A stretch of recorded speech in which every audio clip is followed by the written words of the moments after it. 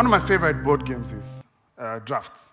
Sometimes you only get to make one good move, right? Sometimes your one move could get you to capture, to gobble up 5 or 6 pieces of your opponent, right? Or sometimes you have to just make a move because if you don't, you're the one being eaten. Play the game of life like I play the game of drafts. And so I want to tell you about a couple of moves that I've made in my life. Is that okay? So the first one is when I first moved out of home, my parents' house, when I was about the age of 21. Now, we lived in Donholm, where we'd been for maybe about 7, 8 years. In Doni, the people who needed to know me, they knew me.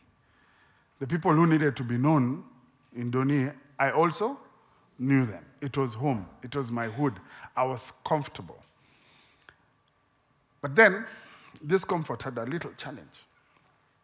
My mother. Because it's either you came home late, it's either who are those you're hanging on, it's either one day you just hear, not in my house. And I figured, at this point, I have one of two choices. Either I change my mother, tough luck, or I change the house. Decided to move out. I was making the decision to move from Doni to Roysambu. Mirema Drive, to be exact. If you know, you know. For, well, I guess browner pastures. But they were my pastures. So I informed my parents that I was going to move out. My old man was like, sawa, unaweza beba mattress na kitanda. An amazing time. So there was fear, trepidation, but there was also joy, freedom. It's my own space. I could finally, come home whatever time I wanted.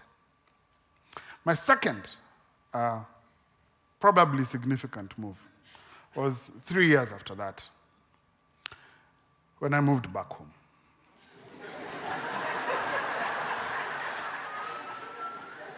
You remember that? Not in this house. That house.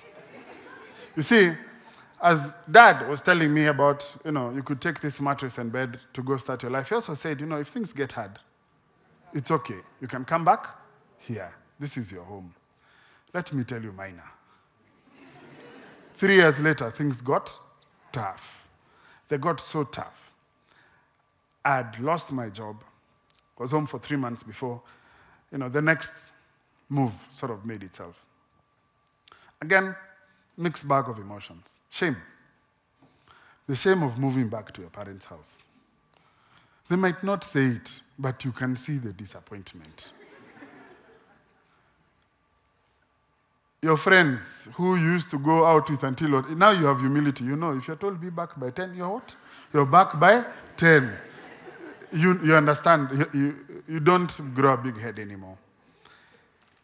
But I also had space to breathe, to figure out those next moves. Anyway, let me give you the third one. The third one was, I was married.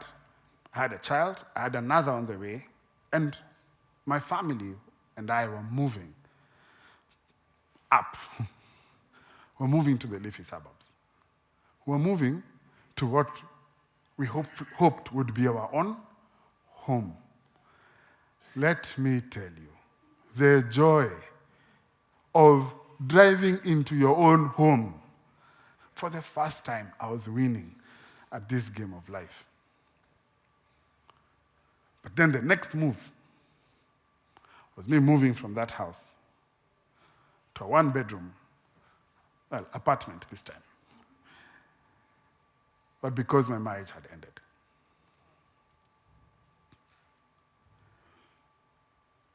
Shame,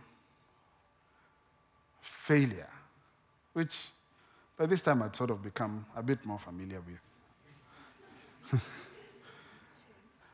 But let me tell you guys, I've seen from my own experience, but also from those that I've had the opportunity to look at, failure of marriages, it feels existential. it always feels bigger than most other failures. But I needed it. Needed a roof over my head. So I made the decision, looked at my situation, made the move. And from there, starting rebuilding again. In the next few years, I made a couple of other house moves as I was rebuilding my life. Okay. And by 2021, just going through probably the second big wave of COVID, I was comfortable. I'd gone through a tough year during that COVID year, 2020. Like many of us, COVID affected our businesses. And for me, it really did, because I make money when people gather like this, apart from today. So by April 2021, I was broke. In my bank account, I had just enough money for 1 month's survival. 1 month's runway, that's it. Rent, utilities, shopping, including the dog. And then it's over. So what do? First thing you do is call the landlord. Sindio? Hey, boss, the lockdown might affect Jobo. Can I get a moratorium on my rent? Trying to see if I could get my 1 month to like 2 months at least. The guy, though a great guy, and to be honest, he's a good man, and my friend is like, I can't, I need it. Instead, what he gave me was 15 days of that new month in which to make a decision. If I stayed, then I'd have to pay that month's rent. But if I didn't stay, then I could live without the liability of that month's rent. It didn't take long to realize that I needed to live. I was living beyond my means. And so, if I was going to make a clever move, what I needed to do is cut down my cost of living, pay less than half the rent I was currently paying for me to survive, even to give myself some chance of survival. And while looking for those options, I quickly realized that that combination works if you're in the periphery of Nairobi. You understand? Not in Nairobi. There, Athi River, Kitengela, Isinya, Thika, Dumberi, Ndeia. But that's what I needed, because then it hit me. If I can live in Ndeia, you can live anywhere. And so the question turned from what can I afford to really, where would I love to live? And that was an amazing moment for me.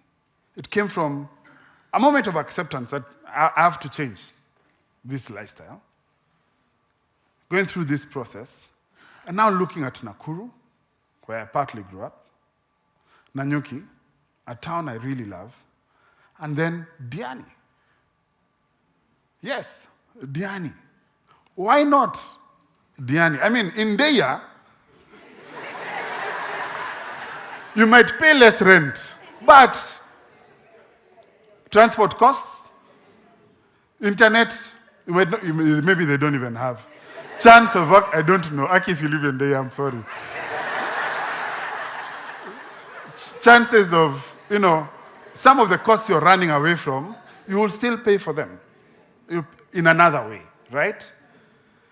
And for me, one of the things I considered was all these places, the economy still depended on Nairobi. What if I gave myself a chance to do something completely different? So the thought of Diani started becoming attractive. It was my best holiday spot anyway in Kenya. And Dad, remember the one for the mattress? Open arms to the SQ. He had moved to Diani. So I set a date to the kids. We have a conversation, and I admit to my children, because this is the nature of our relationships, I admit to them that I was living beyond my means, and I needed to cut down my cost of living. And so I was making a financial decision, an economic decision, to move. I introduced the idea of Diani. And you need to understand that as a dad, not in a marriage with them, with their mother at that point, I'd made every decision of where I live prior to that moment based on my proximity to them. I needed to be able to do school runs. I needed to be able, if there was an emergency, I could go. You understand? You want them to feel close, even if you're not living in the same house. You want them to know you've not left. This felt like an abandonment. And so it was a gutting conversation for me to have with my children. But my daughter, 14 years old then, she was like, we're going to miss you, but I think you should go. This sounds like what you must do for yourself. My son, 12 maybe at the time, he actually said, Dad, I think you're very wise. And besides, we're going to have a holiday home in Diani. And so, with their permission, tears in my eyes, to be honest, relief though, that they said yes, because if they hadn't said yes, I wouldn't have gone. Relief. And also some gratitude that these little humans are very mature, which meant we had done a good job. I was ready to make that next move. In the next few days after that, this was almost a week into my 15 days. It was maybe 4 or 5 days into my 15 days. In the next few days, with the help of my friends, the help of my family, my dad, Facebook, the police, I got a house, secured a house I could afford. Permission to leave. Remember, we're in a lockdown, which is why I went to the police. My friends helped me get movers and even negotiate with the movers. And on the 11th of April, 2021, my housemate and I embarked on a drive out of Nairobi.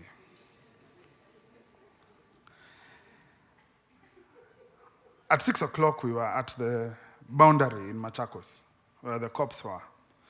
And so showed them my letter, my permission. You know, they tried to get something out of me. I told them, you can't even see the letter saying I'm running out because I can't afford to live here. And mpaka I told the cop, ile umeokota si unisaidia hata kidogo niweke ngata. So the guy was like, Shika, and good luck. And as I crossed that border, it actually felt like a prison escape. One of the best moves of my life. It's been good for my mental health. The weather, the morning walks on the beach, the cheap, affordable seafood. Everyone greets you. Shikamo, marahaba, uko vipi, za kwako, sijui wewe. Amen.